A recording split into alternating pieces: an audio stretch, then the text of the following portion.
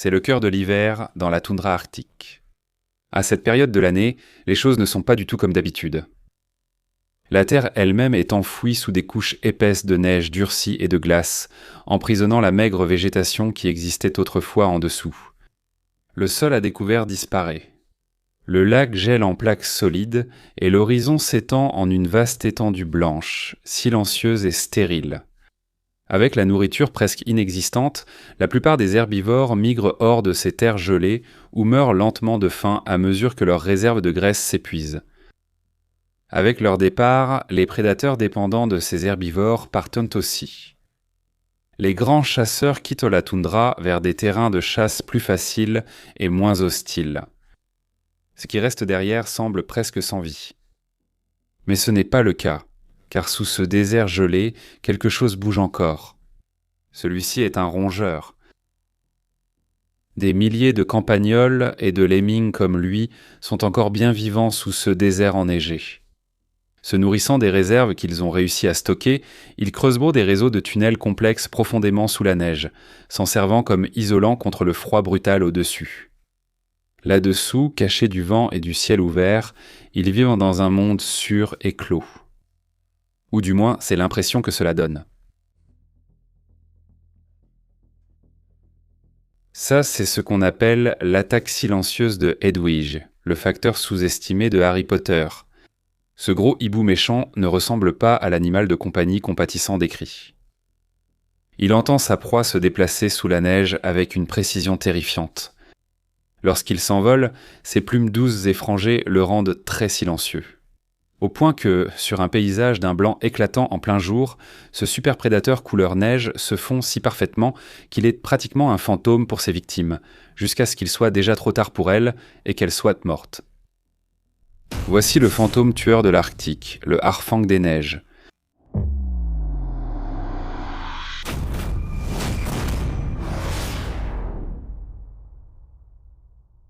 Bubos scandiacus, également connu sous le nom de Harfang des neiges, chouette polaire, chouette blanche ou chouette arctique, est le plus grand prédateur aviaire du haut Arctique et l'une des plus grandes espèces de chouettes que l'on puisse trouver sur la planète. Principalement originaire de la toundra arctique d'Amérique du Nord, d'Europe et d'Asie, dans de vastes paysages ouverts et sans arbres, il peut parfois descendre jusqu'au sud du Canada, au nord des États-Unis, voire en Californie, au Texas ou en Floride, selon les régions où il trouve assez de proies pour survivre à certains moments de l'année. Les mâles de ces oiseaux imposants arborent un plumage blanc à couper le souffle, qui sur l'échelle de la pureté peut surpasser même la fourrure des ours polaires et des renards arctiques.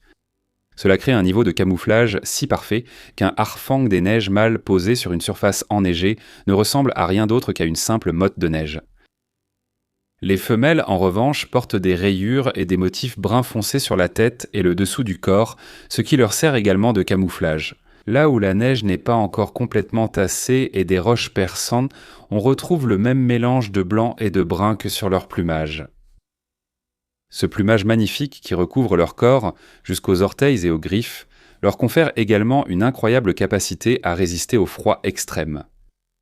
Dotés de l'un des systèmes d'isolation les plus efficaces chez les oiseaux, ces chouettes peuvent endurer des températures aussi basses que -80,5 degrés Fahrenheit, voire jusqu'à -199 degrés Fahrenheit, pendant environ 5 heures avant que leur corps ne commence à souffrir du manque d'oxygène. Ce n'est pas tout, en grandissant, une chouette moyenne développe une épaisse couche de graisse sous sa peau, servant de seconde couche d'isolation contre les vents arctiques implacables, qui pourraient ainsi non faire chuter la température corporelle centrale en quelques minutes, même avec le plumage déjà présent. Cette couche de graisse sert aussi de réserve d'énergie, permettant à la chouette de survivre jusqu'à 40 jours quand les proies sont très rares. Durant ces périodes, un harfang des neiges peut perdre jusqu'à 50% de son poids avant que la situation ne devienne critique. Dans des circonstances normales, cependant, un mâle moyen de ces oiseaux peut peser jusqu'à 2,5 kg et atteindre jusqu'à 70 cm de longueur, tout en ayant une envergure d'1,70 m. Les femelles deviennent encore plus grandes, atteignant 3 kg, près de 75 cm de long, et des ailes allant jusqu'à 1,80 m de large. Avec une envergure de cette taille, la plupart des oiseaux volants comme les cygnes ou les oies fendent l'air à grands battements d'ailes bruyants, créant un bourdonnement constant qui trahit leur présence à distance. Mais les ailes du harfang des neiges sont conçues différemment. Recouvertes de rangées de minuscules dentelures anti-bruit, elles tranchent l'air lourd de l'Arctique avec une douceur surnaturelle, effaçant presque tout son, rendant l'oiseau quasiment inaudible même à bout portant. Et quand on ajoute à cela le fait que personne ne peut déjà vous voir, cela crée un niveau de furtivité si absolu que cela ne signifie qu'une seule chose pour tous vos rivaux et toutes vos proies potentielles. C'est vous qui décidez qui prendre, quand prendre, et le plus troublant de tout, combien prendre. Voici le nid d'un harfang des neiges. Après une saison de chasse réussie, le mâle a accumulé des dizaines de rongeurs pour nourrir sa famille pendant l'hiver brutal. En plein centre de tout cela, entouré d'un tas de corps sans vie, il n'y a guère d'endroit plus sûr pour les jeunes chouettes qui viennent d'éclore que celui-ci. Ce tas de proies mortes, parfois jusqu'à 80 rongeurs, n'est pas seulement une réserve de nourriture. C'est aussi un avertissement gravé dans la chair, un message pour tout intrus de rester à l'écart ou de finir dans ce même garde-manger. Ces prédateurs massifs réapprovisionnent sans cesse ces réserves, chaque membre de la famille consommant jusqu'à 1600 rongeurs par an. Contrairement à d'autres hiboux qui sont strictement nocturnes, ces oiseaux furtifs, tout aussi invisibles en plein jour que dans l'obscurité, adaptent entièrement leur chasse en fonction du moment où leurs proies sortent.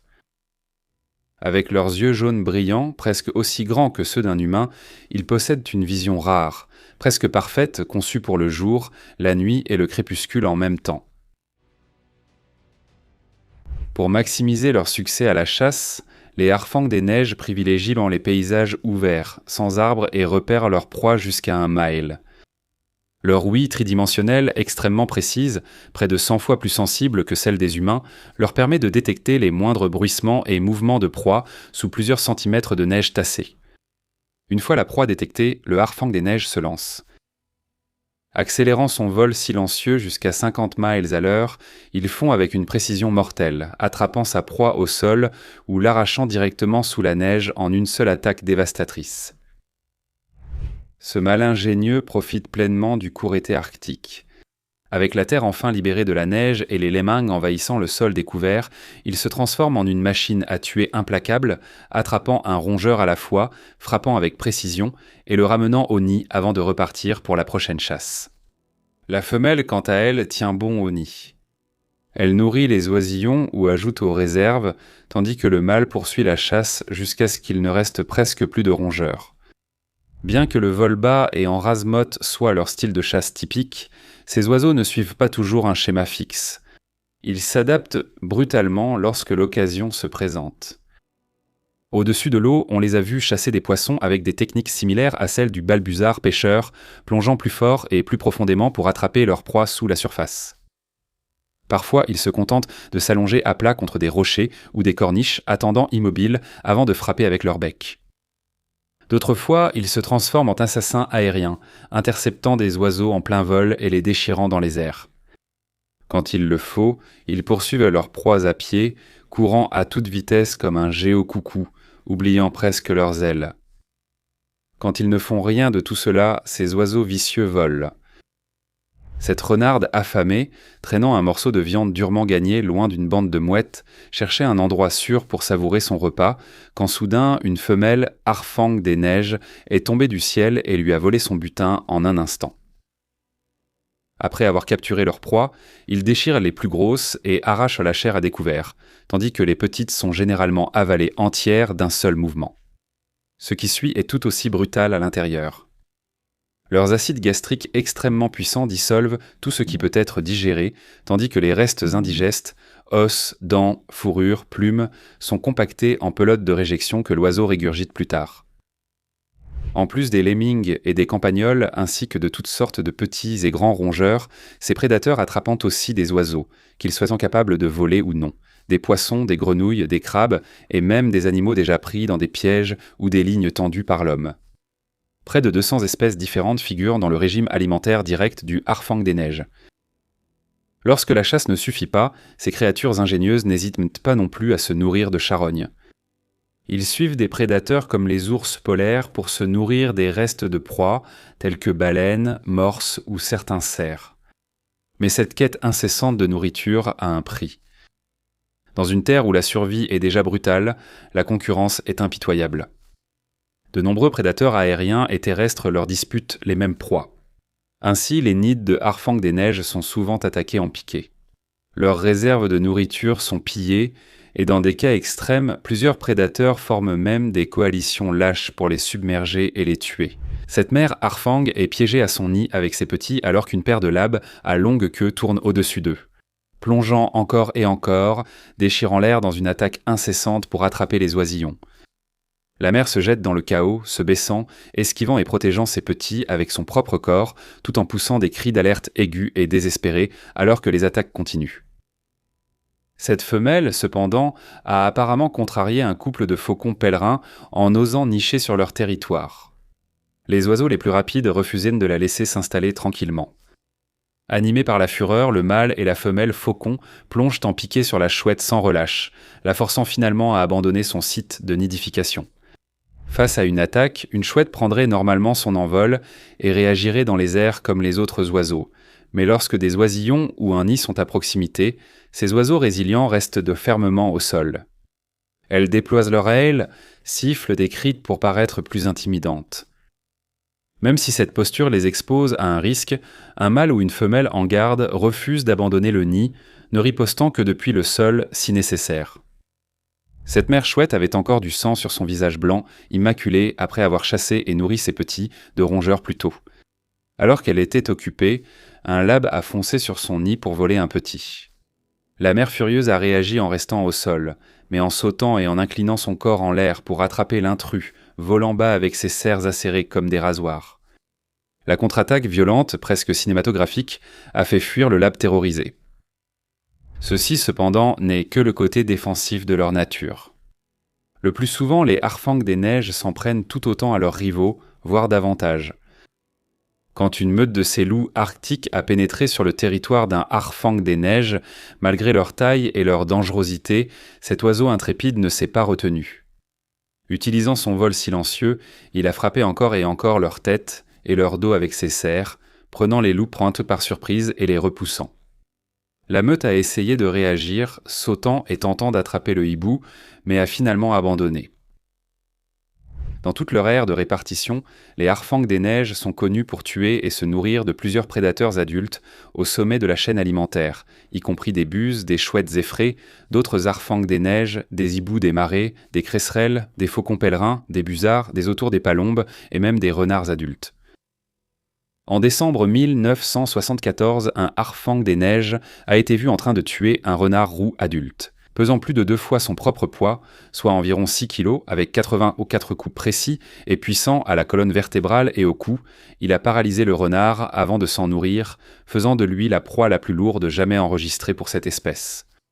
Cette agressivité se manifeste aussi contre les humains osant pénétrer leur domaine. Aucun décès humain causé par des harfangs des neiges n'a été confirmé, car ces grands oiseaux s'approchent rarement des habitations humaines. Cependant, les chercheurs entrant sur leur territoire subissent souvent des attaques en piqué et des frappes ciblées. Parfois, ces attaques ont causé de graves blessures à la tête, forçant les victimes à battre en retraite et à demander des soins d'urgence. Chaque année, en mai et juin, les mâles harfangs des neiges prennent leur envol et offrent un véritable spectacle aérien pour attirer les femelles, apportant des proies fraîches en guise d'offrande tout en se heurtant violemment à des mâles rivaux pour les éloigner. Toute cette démonstration aérienne et combative peut durer plusieurs minutes pour finalement se terminer lorsque la femelle accepte le mâle comme partenaire. Le couple forme alors un lien et reste uni pour la vie, et la femelle pond chaque année entre 3 et 11 œufs qui éclosent après environ 5 semaines. Au bout de 2 à 3 ans, les oisillons atteignent la maturité sexuelle et vivent une vie étonnamment longue pour des oiseaux, atteignant parfois jusqu'à 30 ans. D'après la liste rouge de l'UICN, environ 28 000 harfangs des neiges vivent encore dans l'Arctique, les classant parmi les espèces les moins préoccupantes. Mais si jamais ils découvraient comment J.K. Rowling les a décrits dans Harry Potter, certains pourraient mourir de choc. Je veux dire, sérieusement, l'oiseau prédateur le plus redoutable de la région la plus dangereuse de la planète, et tout ce que tu as vu, c'était juste un petit facteur mâle tout poli. C'est clairement du sabotage de carrière. Partagez vos avis en commentaire, et à bientôt pour la prochaine vidéo.